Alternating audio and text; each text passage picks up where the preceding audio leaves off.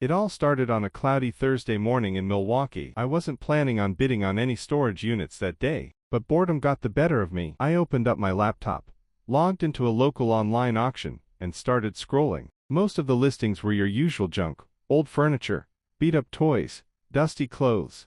But then one caught my eye. It was a small unit, maybe 5x10, and the only photo showed stacks of plain cardboard boxes, except for one unusual item, a large wooden crate in the center of the unit. It looked old, like something straight out of an Indiana Jones movie, reinforced with metal corners, sealed tight, no markings, no labels, nothing, just a dusty, locked crate sitting among the mess. Something about it felt different. The bidding started low, $50, but quickly climbed. I could tell I wasn't the only one curious about that crate. I waited until the last few seconds, and swooped in with a $300 bid. Boom. Won it. An hour later, I was standing in front of the rust-colored unit, key in hand. I slid open the metal door, and was hit with that familiar musty smell of aged cardboard and old fabric. The air was stale, and dust particles floated in the sunlight like glitter. I walked in cautiously. Most of the boxes were either empty or full of junk, torn paperbacks, cracked dishes, and broken electronics. But then there it was, the crate.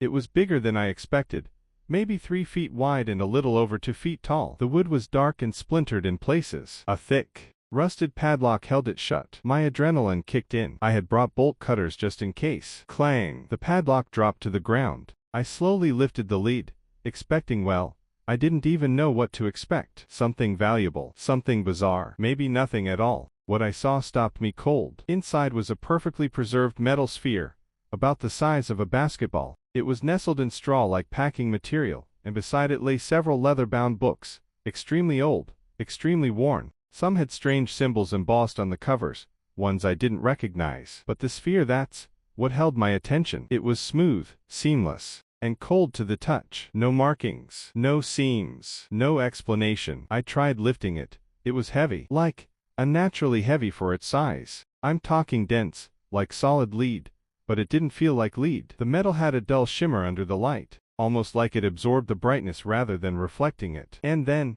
weird things started happening. As I moved the sphere, one of the books fell open, on its own. Its pages were filled with handwriting in an unknown language. Some diagrams looked vaguely like schematics or blueprints, but for what? I couldn't tell. I picked up the sphere again and noticed something else. It vibrated, not constantly, just once. A small, sudden hum, like it came to life for a split second and then went silent again. My heart rate jumped. What the hell is this? I whispered out loud, half hoping someone would answer. Nobody did. I packed the sphere and books into a box, locked the unit, and headed home. But that night, I barely slept. Every sound in the house made me jump. My mind kept racing. Was this some kind of Cold War relic? A forgotten prototype? I don't know. Alien artifact. The next morning, I called a local historian I knew from a previous flip. I didn't tell him much, just said I'd found some books, and an object I wanted him to take a look at. He came over that afternoon. The moment he saw the books, his face changed. He didn't even touch them, just stared,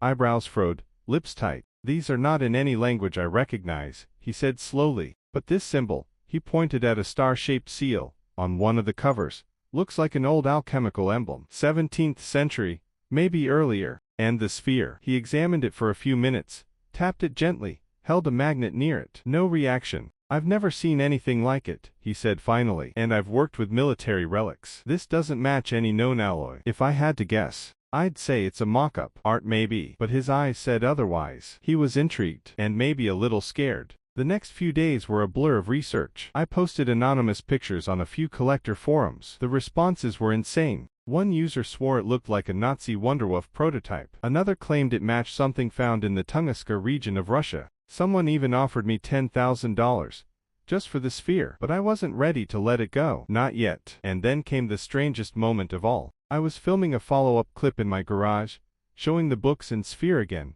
when my camera flickered and cut out, twice. I thought it was a battery issue, but when I played back the footage, the part where I held the sphere was blank. Just static. Audio gone. Visuals scrambled. Every other clip before and after that moment was fine. Was it interfering with electronics? I ran a few tests, radio signals, EMF reader, even a Geiger counter, just in case. Nothing conclusive. But the weirdness kept stacking. One night, I left the sphere on my workbench, and in the morning, I found it across the garage. No one else was home. I don't even have pets. It was just there, under the shelf, like it rolled. Except it was too heavy to roll without force. I'm not saying it's haunted, but I'm also not saying it's not. At this point, I was torn. Do I keep it and dig deeper, or sell it before things get weirder? I posted a listing, anonymously, on a high-end collector's site, asking for offers. Within hours, I got one from a private buyer in Switzerland.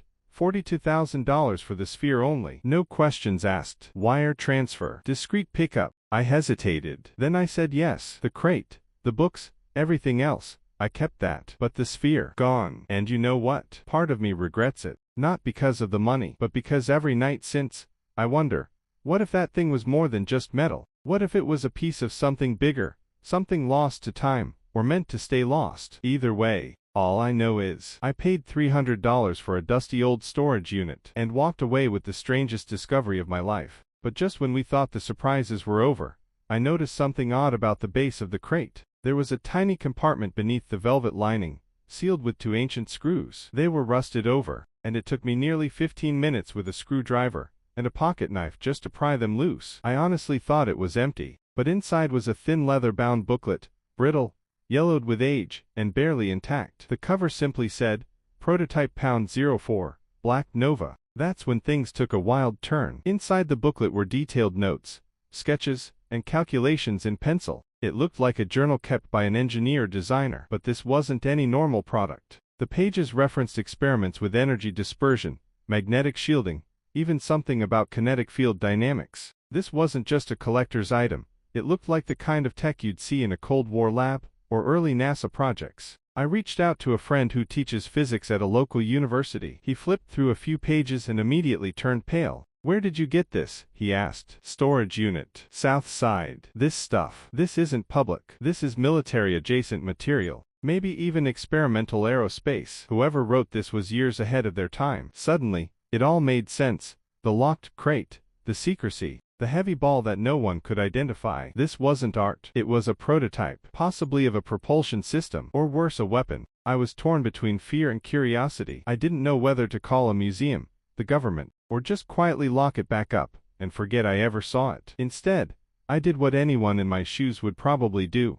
I Googled it, and that's when things got really strange. Turns out, Black Nova isn't some name I'd never heard of. It's referenced in declassified DARPA documents, old files from the 70s talking about experimental gravitational research, supposedly cancelled in early phases. But some theories claim prototypes were lost or stolen. One article from a fringe site claimed 4 test models had been created, but only 3 were accounted for. And Prototype Pound 04, gone, vanished from records. My heart was pounding. I was sitting on a potentially historic, or dangerous, artifact, and I found it in a $300 storage unit behind a pizza shop. What do you even do with that? I called a few museums anonymously. One guy hung up. Another said, we're not interested in conspiracy junk. But the third, he asked for pictures. I sent him some of the journal pages. The next day, I had a message on my phone. A woman with a British accent simply said, we believe what you have is not only authentic, but sensitive. Please call me back. I didn't. Yet, I still have it, locked in a fireproof safe in my garage. And that steel sphere, it hasn't moved.